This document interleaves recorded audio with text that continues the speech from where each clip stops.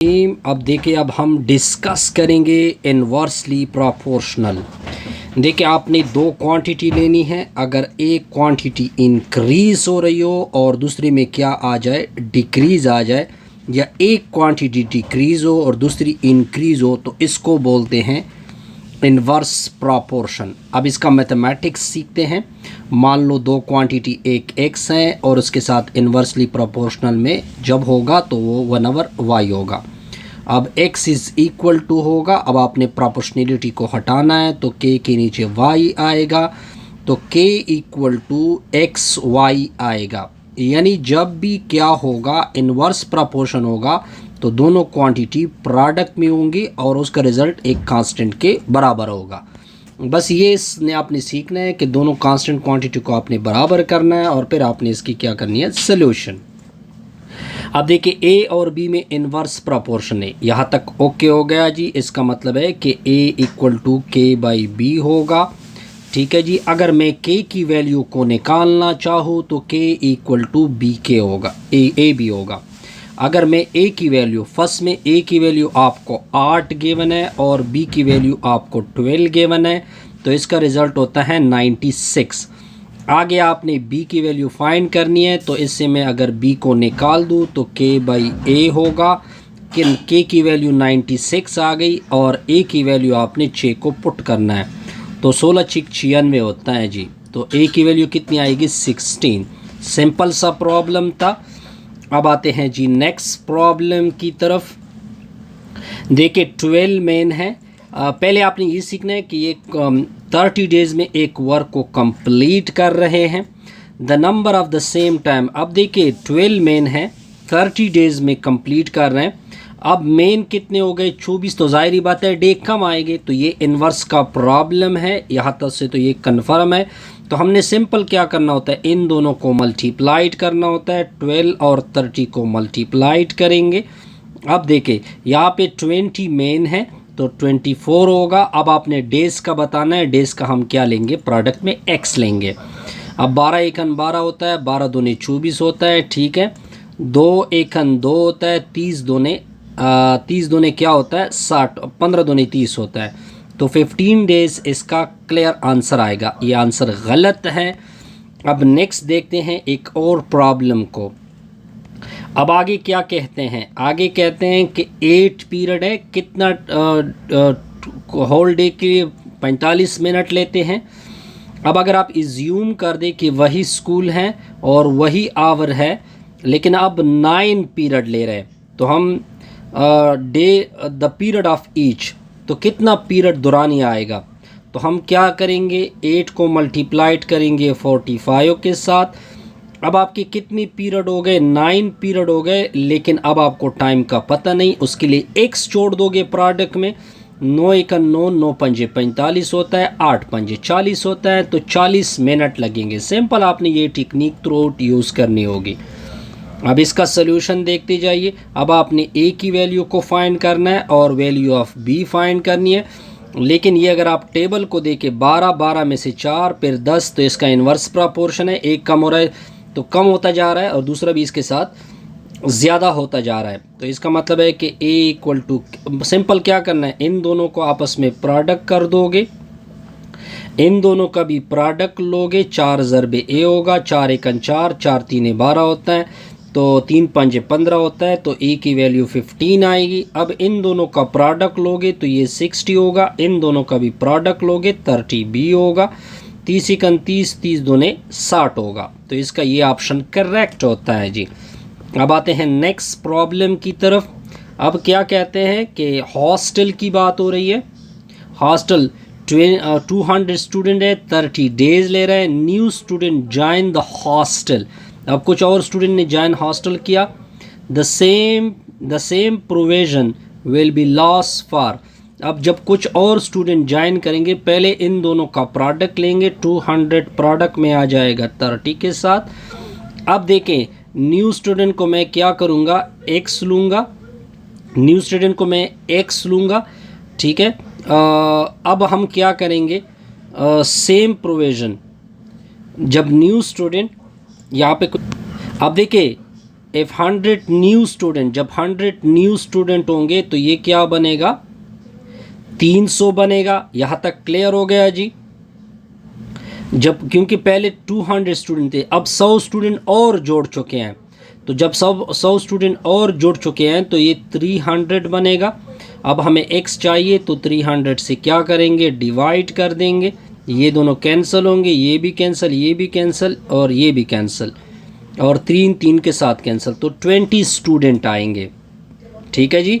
अब आते हैं नेक्स्ट प्रॉब्लम के ऊपर। नेक्स्ट प्रॉब्लम आपको क्या बताते हैं, x और y में इन्वर्स वेरिएशन है, आपने बताना है येस और नो। इनका 24 आता है रिजल्ट प्रोडक्ट, इनका भी 24 आता है, 12 दूनी 24 होता है, 24 एकन 24 होता है। Yes exactly they are inverse proportion. आप 24 को देखें, क्या कहते हैं कि क्या इसका इन्वर्स प्रोपोर्शन है कि नहीं। इनको मल्टीप्लाइड करोगे 1800 आएगा, इन दोनों को 30 सिफर 12 तीने, तो इनका भी 1800 आता है। पहले इन सारों का देखते हैं, तो ये इन्वर्स प्रोपोर्शन में नहीं है क्योंकि इसका रिज़ल्ट कुछ और आता है। पहले से तो 100 यानी 1800 आ जाता है, लेकिन इनका भी दूसरे का भी 1800 आ जाता है, इन दोनों का थोड़ा सा डिफरेंट बनता है, तो लिहाजा ये इन्वर्स प्रोपोर्शन में नहीं है। अब आगे कहते हैं कि क्या ये इन्वर्स इससे 900 आएगा प्रोडक्ट से, इसका भी 900 आएगा, इसका 1200 आएगा प्रोडक्ट, इसका 900 आएगा। लेकिन अगर आप देखें इसका प्रोडक्ट 900 नहीं है तो ये भी नॉट इन्वर्स प्रोपोर्शन में है। सिंपल देखते जाइए। अब आपने क्या करना है, एल और एम की वैल्यू फाइंड करनी है। 4 4 16 होता है, इन दोनों का प्रोडक्ट 8L होगा। 8 1 8, 8 2 16 होगा, तो L इज इक्वल टू क्या आएगा, 2 आएगा। अब इन दोनों का प्रोडक्ट क्या होगा, 2M होगा, इन दोनों का प्रोडक्ट 8L होगा। लेकिन L की वैल्यू 2 पुट करोगे, 2 और 2 कैंसिल, तो M की वैल्यू 8 आएगी। यहाँ तक पॉइंट क्लियर। अब इन दोनों का प्रोडक्ट 32N होगा, इनका 2M होगा, लेकिन M की वैल्यू आपने पुट करनी है, 8 2 16। ठीक है, तो 100 ये 2 आएगा। अब फिर आपने 2 को डिवाइड करना है 1/2, तो ये ऑप्शन करेक्ट हो सकता है। अब आते हैं नेक्स्ट प्रॉब्लम के ऊपर। नेक्स्ट है प्रॉब्लम नंबर 27 को देखते जाइए। कहते हैं L और M, इन दोनों का प्रोडक्ट लोगे तो 24L होगा, इन दोनों का प्रोडक्ट लोगे तो 32 मल्टीप्लाइड होगा 12 के साथ, 12 एकन 12, 12 दूनी 24 होता है, 2 एकन 2 16 होगा।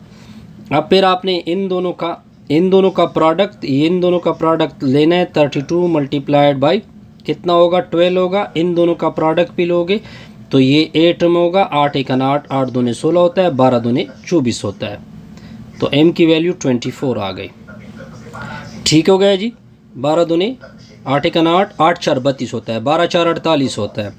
अब आपने इन दोनों का प्रोडक्ट लेना है, 16N होगा, इन दोनों का प्रोडक्ट 8M होता है। M की वैल्यू आपने कितनी फुट करनी है, 48।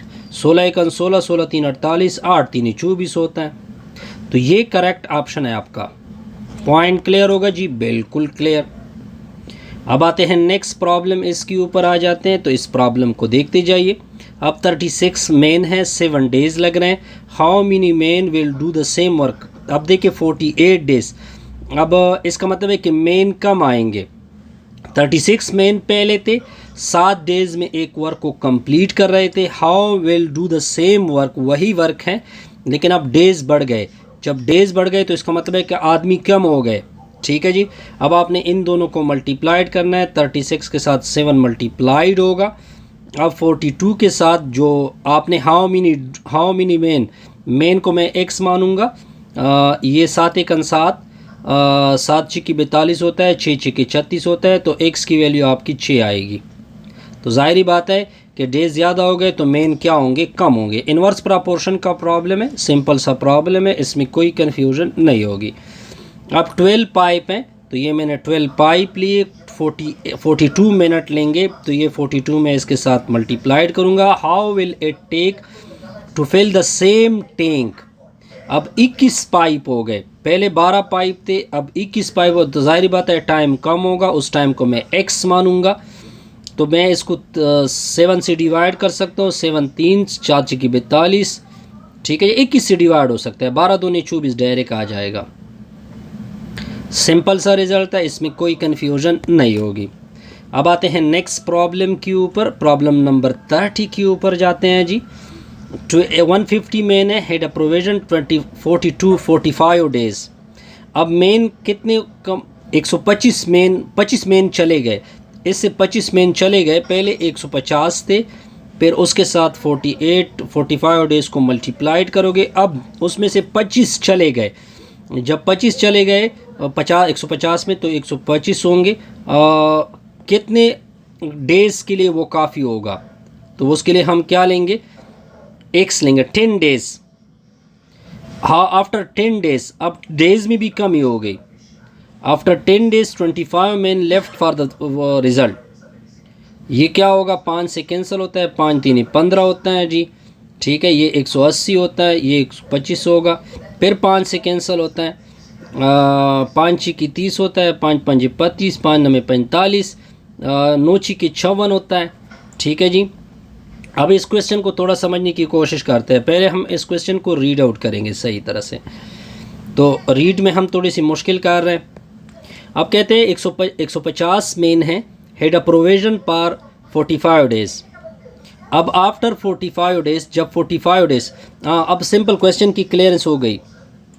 पहले 150 मेन थे, कितनी, इसके लिए हम इसको हम 150 मेन थे 45 डेज़ के लिए। अब आफ्टर 10 डेज़, 10 दिन के बाद 45 men will left the fort, how would it take the last at the same rate, ठीक है जी। अब 150 में से मैं पहले तो 25 को निकालूंगा तो 125 आएगा। आफ्टर 10 डेज़, 10 दिन के बाद, पहले 45 डेज़ थे ना, तो हम क्या करेंगे, 10 को डायरेक्ट किसके साथ मल्टीप्लाइड करेंगे, 125 मल्टीप्लाइड बाई 10 होगा, और दूसरा ये 125 थे ना, तो ये 45 मल्टीप्लाइड होगा किसके साथ, x के साथ, ठीक है। बहरहाल इसको करें, आई थिंक 42 इसका रिज़ल्ट है, तो मैं इसको नेक्स्ट वीडियो में फिर क्लियर करूँगा।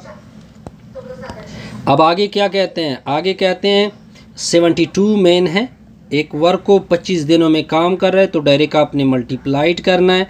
एंड हाउ मेनी मेन, अब कितने हो गए, 30 मेन हो गए, कितने दिनों में ये वर्क सर अंजाम देंगे, तो उसके लिए x लेंगे। अब आप 2 से कैंसिल कर सकते हैं, 15 दूनी 30 होता है, और 36 दूनी 72 होता है जी। फिर 5 से कैंसिल हो सकता है, 5 3 15 होता है, 5 5 25 होता है, 12 3 36 होता है, ठीक है, 12 5 60 होता है, तो 60 इसका आंसर होगा। सिंपल सा रिजल्ट है जी, बिल्कुल। अब आगे क्या कहते हैं, इस क्वेश्चन को देखते जाइए कि क्वेश्चन आपको क्या कहता है। 56 वर्कर है, डायरेक्ट आपने 180 आवर के साथ मल्टीप्लाइड करना है। How many worker will work the 7 hour, इधर 7 होगा, और आपने वर्कर का बताना है, उसके लिए x जोड़ोगे, 7 8 56 होता है, ठीक है जी, 7 8 56 होता है, ये आई थिंक 18 होगा, आई थिंक 18 है, 8 8 64 होता है, 6 गए 8 कनेक्ट तो 114, ये आपका रिक्वायर्ड रिजल्ट है। नेक्स्ट क्वेश्चन को देखते हैं, क्वेश्चन नंबर 33।